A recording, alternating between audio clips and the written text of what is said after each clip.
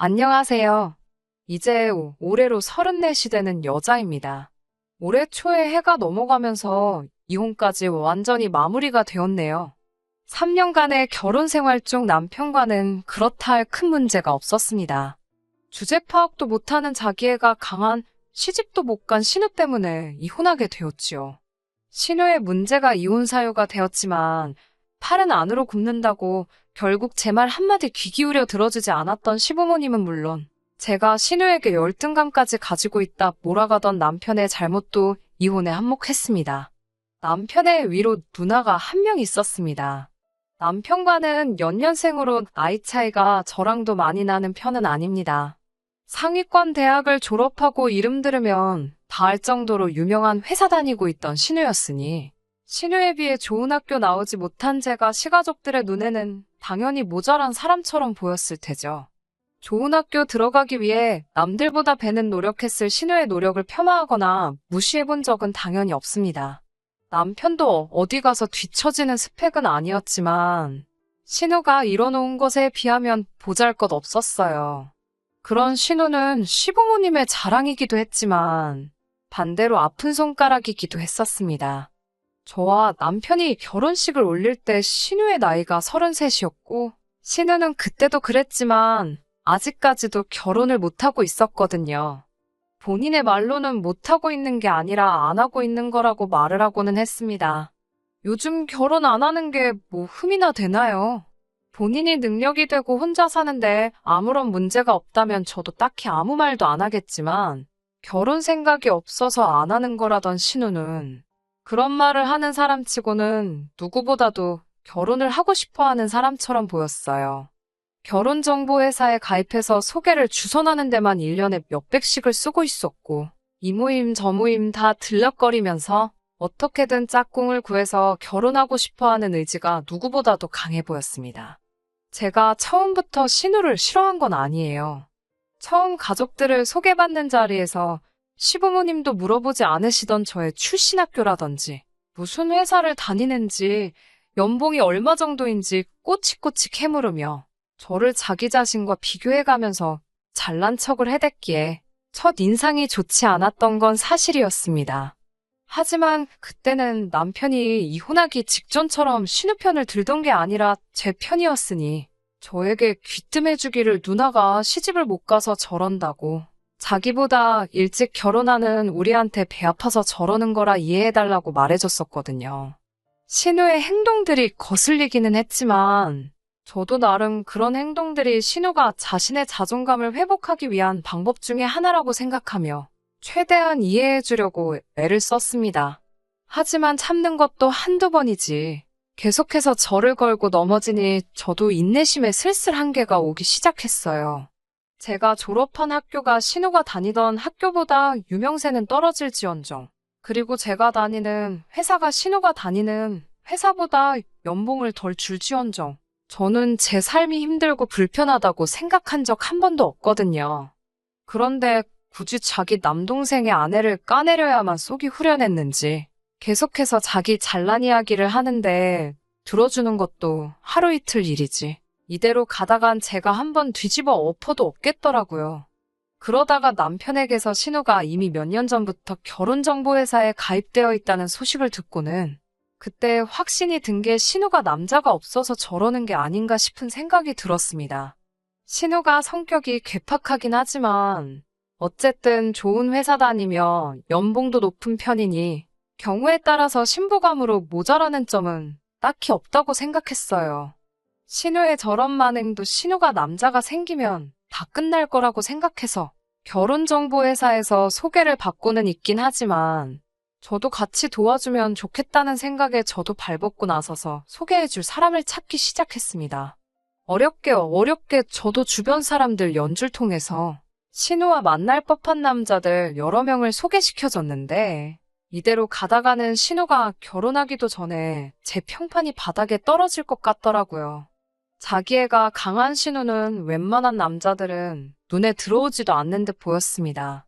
이 남자는 자기에 비해 직업이 어떻고, 이 남자는 키가 어떻고, 외모가 어떻고, 나이가 많아서 싫다, 차가 없어서 싫다 하면서 제가 소개시켜주는 사람들마다 전부 다 퇴짜를 놓기 시작했던 거예요. 제 주변 지인들까지 소개시켜주기도 했지만 그 사람들이 하나같이 하는 말이 신우가 눈이 아주 많이 높다고 하는 말이었습니다. 그리고 또 자기애는 뭐 그렇게 강한지 아주 자기 잘난 줄만 알고 매너가 하나도 없다고 하더라고요. 신우의 외모가 남자들을 정신 못 차리게 할 정도로 경국지색도 아니고 그렇다고 나이가 어린 것도 아닌데 바라는 건 뭐 그렇게 많은지 모르겠다고. 신우가 학교도 좋고 회사도 좋고 하지만 전문직 여성들에 비하면 돈도 쓸어 담을 정도로 버는 것도 아닌데 주제 파악을 저렇게 해서야 어디 결혼하겠냐는 말까지 들어야 했습니다. 제가 신우의 짝을 찾아주기 위해 백방으로 노력해봤지만 세상 그 어떤 남자를 데려다 놓아도 신우의 눈에는 차지도 않을 것 같아서 저도 몇 번 더 소개시켜주다가 중도 포기하게 되었어요. 그 이후에는 저도 신우한테 질려서 신우와 교류하는 횟수를 거의 줄였습니다. 그때까지만 해도 남편의 서포트가 있었기 때문에 신우를 마주치는 건 명절 때 몇 번 말고는 거의 없었거든요. 그래서 제가 신우에게 남자를 소개시켜주는 걸 포기한 이후로는 자주 만나지도 않아서 직접적으로 저의 삶에 크게 해를 끼친 적이 없었습니다. 신우가 결혼하겠다고 나대기 시작한 작년 초가 시작되기 전까지는 말이죠. 새해가 밝은 날 시댁에 방문했는데 신우가 그날 현재 좋은 만남을 가지고 있는 사람이 있고 아마 잘 될 것 같다는 식으로 처음 가족들 앞에 말을 꺼냈습니다. 말씀드렸다시피 시부모님이 신우를 자랑스러워하기는 하지만 해가 지나면 지날수록 결혼 시장에서 조금씩 경쟁력을 잃어가고 있다는 걸 아셨기 때문에 신우를 많이 걱정하셨거든요. 그런데 신우가 나서서 결혼 상대가 있다는 듯이 말하니 엄청 기뻐하시더라고요. 저도 저 신우가 자기 마음에 드는 조건 맞는 남자를 찾아서 결혼한다는 걸 상상조차 해본 적이 없었기 때문에 저는 기쁘다기보다는 충격적으로 다가왔습니다. 사람이 갑자기 바뀌면 죽는다잖아요. 동화 속에 나올 법한 백마탄 왕자님만 찾던 신우가 결혼 상대를 찾았다는 말에 저는 신우가 자기 주제 파악을 하고 눈을 낮췄구나 하는 생각이 들었어요. 시부모님이 입이 귀에 걸리셔가지고 신우에게 그래서 그 남자는 뭐 하는 사람이냐? 어떤 사람이냐? 꼬치꼬치 캐묻기 시작했어요.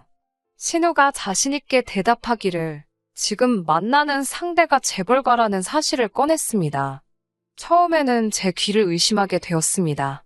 하고 많은 남자들 중에서 재벌가 남자라니요.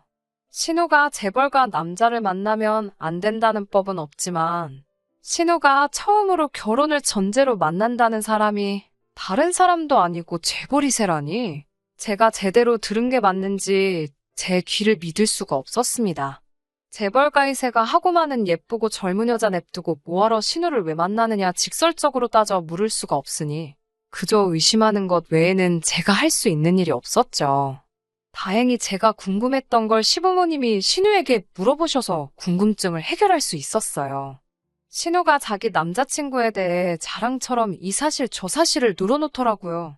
시부모님도 신이 나서 이것저것 질문하시고 그러다가 시부모님께서 신우에게 어쩌다가 이런 훌륭한 남자친구를 만나게 되었냐는 질문에 신우가 아직은 한 번도 만난 적이 없고 채팅으로 알게 되었다는 말을 모두 앞에 해왔습니다. 그 말에 여태까지 잔뜩 들떠계시던 시부모님도 실망한 표정이 역력했고 저 또한 제가 가진 의문에 답을 찾았다는 생각에 더 이상 궁금하지조차 않았어요. 시부모님도 신우 기분을 살피며 최대한 실망한 티를 내지 않으려고 하셨으나 신우도 아주 바보는 아니었는지 갑자기 차가워진 분위기 때문에 채팅으로 만나기는 했지만 재벌가 사람임은 사실이라며 어떻게든 다시 자기 이야기로 대화의 주제를 돌리고 싶어 하더라고요. 난처해하시는 시부모님을 보다 못한 제가 한마디 했습니다. 세상에 채팅으로 결혼 상대를 구하는 재벌가가 세상 천하에 어디 있겠냐고요. 요즘 꽃뱀 말들이 많은데 형님 혹시 방울뱀한테 물린 것 아니냐고 혹시 모르니 조심하라고요. 저는 사실 저 말이 신우를 웃음거리로 만들려고 한 게 아닌데 신우는 제 말에 얼굴이 새빨개지고 남편은 옆에서 배꼽을 쥐고 웃더라고요. 방울뱀이 뭐냐고 하면서 웃기 시작하니까 시부모님도 터져나오는 웃음을 참지 못하셨는지 결국 따라웃게 되었어요. 신우가 그때 마음이 많이 상해 보였는데 여태껏 저를 괴롭혔던 걸 한 방 먹여주는 기분이라 미안하기도 했지만 속이 참 시원했습니다. 하지만 신우는 끝까지 자기와 연락을 나누고 있는 상대방이 재벌이세라는 사실을 굳게 믿고 있더라고요. 나한테 거짓말 할 사람이 아니다. 너가 이 사람을 알기나 하냐면서 방방 뛰는데, 그래서 저도 신우에게 하나의 가능성을 이야기한 것뿐이니 조심했으면 좋겠다는 취지에서 말한 거지 웃음거리로 만들려던 생각은 없었다고 다시 한번 원래 말한 목적을 설명해줬어요. 그때까지만 해도 저도 남편도 시부모님도 신우가 만나는 남자에 대해서 크게 믿고 있는 눈치가 아니었습니다. 재벌가라는 그 남자가 직접 집에 찾아오기 전까지는 말이죠. 시간은 그날로부터 조금 지나서 설 연휴가 되었습니다. 연휴 시작 날과 설날 당일을 시댁에서 보내고 남은 연휴 기간을 친정에서 보낼 계획이었습니다. 시댁에서 설을 보내고 친정으로 향한 당일날 신우에게서 연락을 받게 되었습니다. 당장 시댁으로 다시 올라오라고요. 힘들게 고생해가며 친정에 도착한 지 얼마나 되었다고 다짜고짜 올라오라는 말에 왜 저희가 다시 올라가야 하냐고 따지니 제가 방울뱀 들먹이며 뭐라 했던 이야기를 들먹이면서 자기 남자친구가 얼마나 바쁜 사람인 줄 아냐고. 그런데도 너 같은 의심병 환자들 때문에 연휴에 힘들게 시간 내가지고 지금 시댁에 방문하기로 했으니 너네도 와서 얼굴 한번 보고 겸사겸사 그날 일을 자기한테 사과도 하라 뭐 이런 전화였습니다. 솔직히 저도 오랜만에 내려온 친정이었던지라 가고 싶은 마음은 눈곱만치도 없었는데 신우가 저렇게 당당하게 나오는데 괜히 참석 안 해봐야 나중에 말만 더 나오고 신우만 기고만장하게 만드는 게 아닌가 싶어서 아쉽지만 친정부모님께는 따로 상황을 설명하고 시댁으로 다시 향했습니다. 가는 도중에 목적지가 변경이 되어서 시댁이 아니라 서울 한복판에 있는 5성급 호텔로 향했어요. 연락을 받고 간 곳은 그 호텔 안에서도 예약하기가 그렇게 힘이 든다는 레스토랑이었습니다. 한 사람 앞에 식사 가격도 가격이지만 명절 연휴에 어떻게 예약을 해낸 건지가 더 궁금해지더라고요. 갔더니 시부모님과 신우, 그리고 신우의 남자친구는 이미 자리에 앉아 있었고 당시에 방역수칙 때문에 저와 남편은 조금 떨어진 곳에 따로 자리를 하게 되었습니다. 잠깐 신우와 신우 남자친구가 와서 인사를 하는데 신우 남자친구는 인물도 훤칠하고 매너도 엄청 좋았습니다. 나이는 남편과 비슷해 보였는데 솔직한 마음은 재벌가라는 사실을 빼고 보더라도 저 정도 남자가 뭐하러 신우 같은 사람을 만나느냐 하는 느낌이 컸어요. 식사하면서 멀리서 신우네를 바라보는데 둘이 나란히 앉아있는데 그 기가 센 신우가 냅킨으로 남자친구 입 주변도 닦아주고 쩔쩔매는 꼬라지를 보니까 웃기지도 않더라고요. 세상에 저렇게 안 어울리는 한 쌍이 있나 싶었습니다. 그러니 저는 솔직히 의심이 점점 확신으로 바뀌기 시작하고 있었는데 시부모님이나 남편은 저와는 다른 생각이더라고요. 남편도 밥 먹는 내내 또 우리 누나한테 꼭 사과해야겠다 하면서 제가 새해 첫날에 신우 남자친구를 부정하면서 의심했던 걸 가지고 한마디 하더라고요. 시부모님도 그 이후부터는 우리 예비사위가 하면서 이미 두 사람이 결혼을 할 것이라고 확신을 갖고 계신 눈치였어요.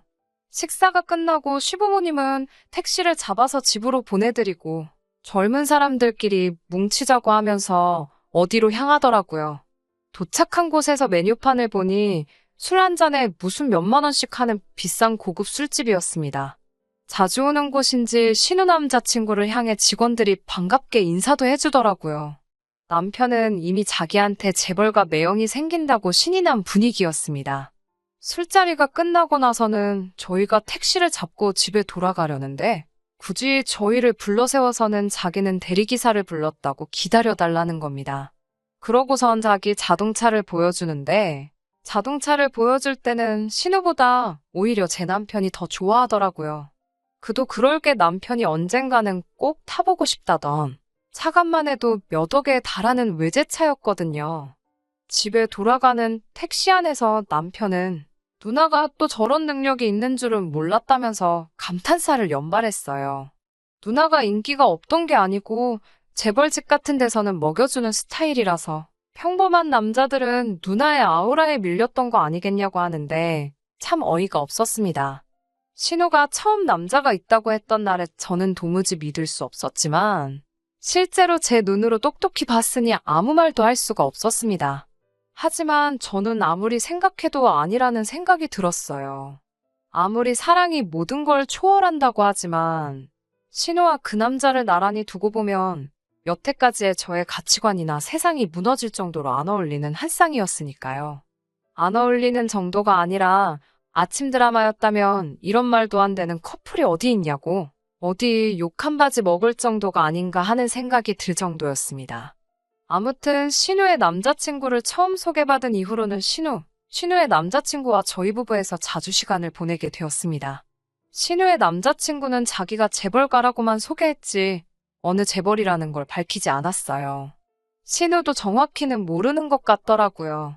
아무리 비싼 술을 마시고 비싼 레스토랑에서 식사를 하고 값비싼 외제차를 끈다고 해도 굳이 그 사실을 숨겨야 할 이유는 따로 없다는 생각이었어요. 제가 끈덕지게 물어보니 신우 남자친구가 자기가 말 못할 사정이 있다며 이유를 구구절절히 설명해 주더라고요. 자신이 재벌가 출신은 맞지만 서자 출신이라서 세상에 알릴 수가 없다고요. 자신의 존재가 세상에 알려지면 아버지가 여태껏 일궈놓은 기업의 근간이 뿌리채 흔들릴 수도 있으니 조심하고 싶다고 합니다. 첩 출신인 어머니한테 누를 끼치고 싶지 않다고 하기도 하고요. 그나마 다행인 건 아버지의 친자식들이 다 흐리멍텅해서 나중에는 자기가 승계순위에 들어갈 수 있을 거라고. 자기 집안이 정 궁금하면 모자란 자식들을 데리고 있는 재벌 집안을 검색해보라고 말하더라고요. 신우도 이 말은 처음 들었나 봐요. 그 말을 듣고 그동안 얼마나 힘들었겠냐며 눈물까지 보이더라고요. 신우가 언제부터 저렇게 공감 능력이 좋았는지 참 어이가 없었는데 돈은 많아 보이지만 저렇게 숨기는 게 많은 것이 저는 솔직히 신뢰하지 못할 사람이라는 생각이 들었어요. 아무튼 그렇게 자주 같이 시간을 보내다가 신우 남자친구의 아버지가 급한 회사 인수합병 문제 때문에 자기가 한동안 해외에 나가 있어야 할 것 같다는 소식을 전해왔습니다. 당분간은 해외에서 머물러야 할 것 같다고 작별 인사랍시고 서울이 한눈에 들어오는 호텔방까지 잡아줘서 송별 파티까지 열었습니다. 다음날 아침에 저희 남편한테 부탁해서 외제차를 맡겨주고는 공항까지도 바래다 달라고 부탁을 했어요. 출국 수속이 끝나고 비행기 타러 나가는 모습까지 보여주고 신우의 남자친구는 한국을 떠났습니다. 돌아오는 길에는 외제차가 아니라 지하철을 타고 돌아와야 했는데 남편은 자기 드림카를 몰아봤으니 인생의 소원을 성취한 것 같다며 엄청 벅차올라 있더라고요.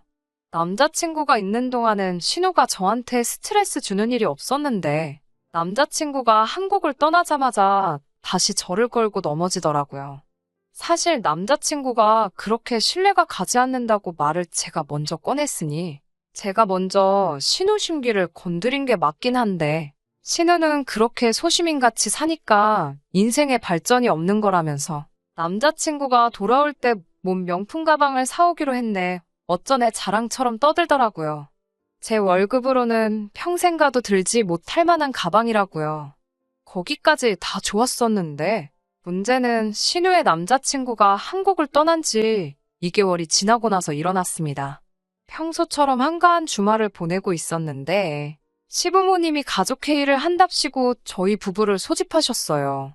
무슨 일인가 부랴부랴 시댁에 도착을 했더니 신우가 앞뒤 다 잘라먹고 다짜고짜 저희한테 돈이 얼마나 있냐고 물어보더라고요.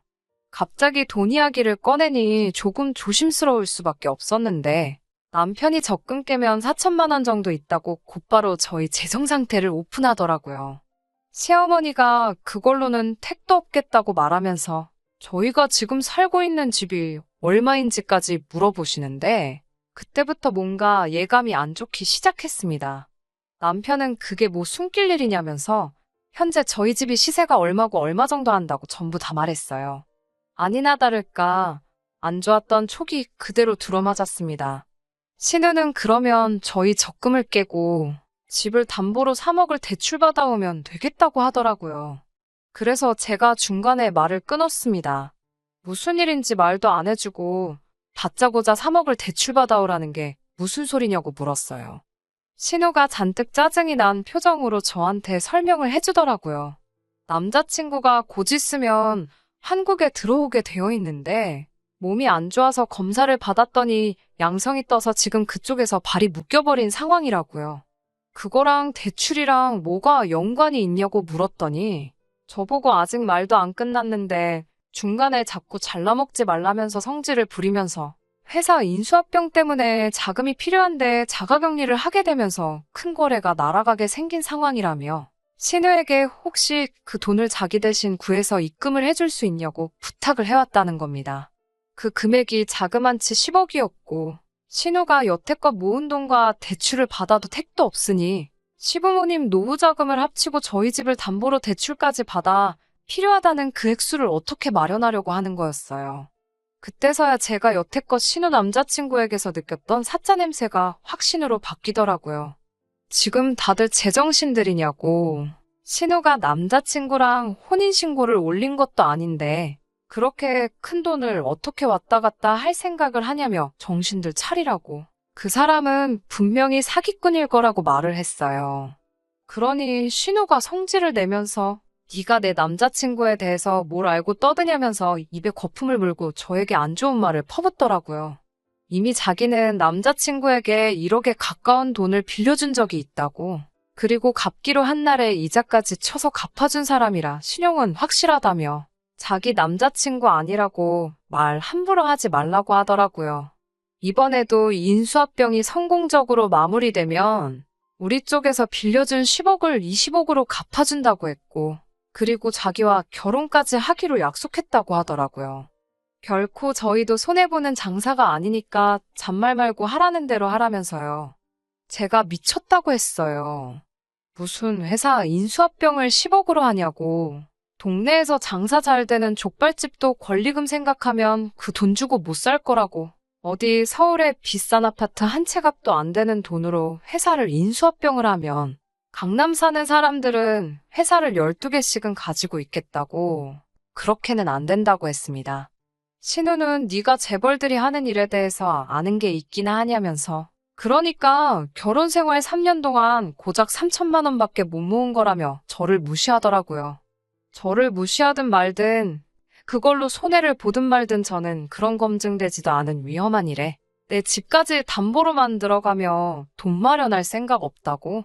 미안하지만 그 10억을 20억 만들어서 그 돈으로 감자를 삶아먹던 쪄먹던 알아서 하라고. 저희는 빠지겠다고 한마디 했습니다. 제가 한 말이 틀린 점이 하나도 없고 수상한 구석 투성이인데도 남편은 저보다 자기 누나 편을 들더군요. 신뢰관계라면 이미 그동안 많이 쌓지 않았냐고. 자기가 볼 때는 누나의 남자친구가 믿을 만한 사람인 것 같다고요. 어이가 없어서 그게 어딜 봐서 믿을 만한 사람이냐고 따지니 공항 갈 때도 그 비싼 차를 자기에게 맡겨주지 않았냐는 겁니다. 그리고 그동안 신우 남자친구가 한국에 있을 때 우리한테 사준 밥이며 술이며 마지막 날 송별회를 했던 호텔방까지 그런 것만 대충 계산해도 몇 천만 원 돈은 할 텐데 그런 사람이 고작 10억대 먹자고 버리는 일이 아닐 거라고. 아주 이야기를 듣고 있으니 이 자리에서 신우보다 더 신우 남자친구를 믿고 있는 것처럼 보이더라고요.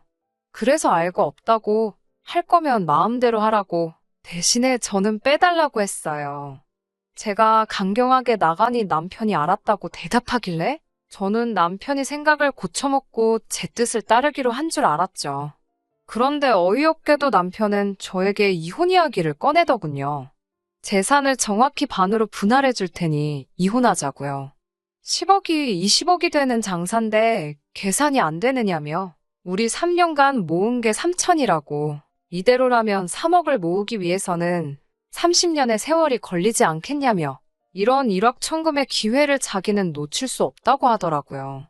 사기꾼이면 어쩔 거냐고 물으니 저한테 오히려 사기꾼이 아니면 어쩔 거냐고.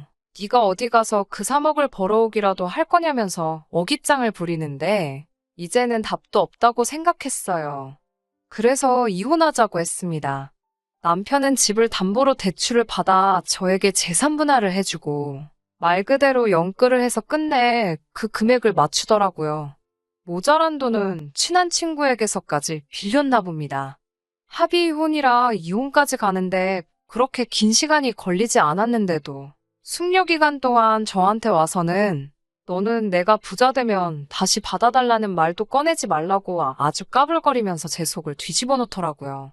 그리고는 얼마 뒤에 신우 남자친구랑 같이 술 마시는 사진까지 보내주면서 사기꾼이 돈 떼먹고 도망갈 거면 지금 나랑 술을 마시고 있겠냐고 하면서 평생 그렇게 월급쟁이 생활만 하면서 살라고 하더군요. 신우 남자친구가 인수합병건만 잘 끝나면 그때는 자기 회사로 불러서 높은 자리 하나 주겠다고 약속까지 했다나요. 돈 얼마에 저렇게 변할 사람이었으면 차라리 이혼한 게 잘 된 거라는 생각이 들었어요. 이혼 후에도 제 삶이 그렇게 크게 변한 건 없었습니다. 내 집 생활 하다가 회사 근처에 월세방살이를 다시 시작해야 했지만 한 점 후회는 없었어요. 그렇게 남편과는 연락도 끊고 있고 살았는데 얼마 전에 남편에게서 도와달라고 연락이 왔습니다. 제 예상이 맞았던 거예요. 예상이 맞았다고 할 일도 없었어요. 누가 봐도 사짜 냄새 물씬 나는 상황이었으니까요. 제가 예상한 대로 신우의 남자친구는 재벌가의 서자인 척 연기를 하고 있던 가짜였던 겁니다. 경찰서에 갔더니 신우 말고도 그 남자에게 결혼을 빌미로 돈을 떼먹힌 사람이 한두 명이 아니었다고 하네요. 번드르르한 외제차와 비싼 호텔, 식당까지. 당한 수법이 모두 똑같았어요. 돈을 펑펑 써대면서 상대방의 가족들에게까지 신뢰와 호감을 얻고 그걸 빌미로 마지막에 가서는 큰 돈을 요구하는 아주 지능적인 사기꾼이었던 겁니다. 일단 한 명의 여자에게서 그 돈을 빌려서 그 돈으로 다른 여자에게 작업을 걸고 그 여자에게 돈을 또 빌려서 또 다른 여자에게 작업을 꺼는 식으로 그렇게 사람들의 마음을 훔쳐서 마지막에는 큰 돈을 뜯어내고 잠수를 타버린 거였어요. 시부모님 노후 자금은 물론 신우고 남편이고 정말 주변 지인들 돈까지 해서 끌어모을 대로 끌어모은 돈이었어서 당장 온 가족이 길바닥에 나앉게 생겼다고 하면서 제 말을 들을 걸 그랬다며 자기만이라도 일단 살려줄 수 있겠냐면서 우리 다시 합치면 안 되겠냐 연락을 해온 것이었습니다. 일 없다고 했어요. 이제 와서 용서를 구하기엔 너무 늦은 거 아니겠냐고 나한테 큰 소리 치고 떠난 게 있으니 그 이후 일은 저를 연관짓지 말아달라고 하고 연락을 끊어버렸습니다. 그 뒤로도 계속해서 연락이 왔지만 받지 않았어요. 연락해서 할 말이라곤 뻔한 이야기밖에 없을 테고 돈이라도 빌려달라는 말을 들었다가는 이 인간에게 남아있는 마지막 정까지 사라져버릴 것 같아서 좋은 모습으로 끝내기 위해 일부러 연락을 받지 않았습니다. 항상 저보고 못 배웠다며 저를 무시하고 끝까지 제 이야기에 말 한마디 귀 기울여 듣지 않았던 신우, 시부모님, 그리고 제 남편이에요. 그 벌을 달게 받았다고 속이 후련할 수도 있지만 안쓰러운 마음뿐이네요. 사실 진짜 나쁜 건 사람 마음을 가지고 장난친 그 사기꾼 녀석이니까요. 저를 그동안 어떻게 대했던 간에 아무쪼록 전시가족들이 별탈 없이 다시 일어날 수 있다면 좋겠습니다. 그리고 그 사기꾼 녀석도 얼른 잡혀서 사람 마음을 가지고 장난친 그 죄를 달게 받았으면 좋겠네요. 더 이상 신우와 같은 피해자가 나오지 않기를 바라면서 이만 사연 줄여보도록 하겠습니다. 끝까지 들어주셔서 감사합니다. 오늘의 사연은 여기까지입니다. 구독과 좋아요, 알람 설정 부탁드리고 더 좋은 사연으로 다시 찾아뵙겠습니다. 감사합니다.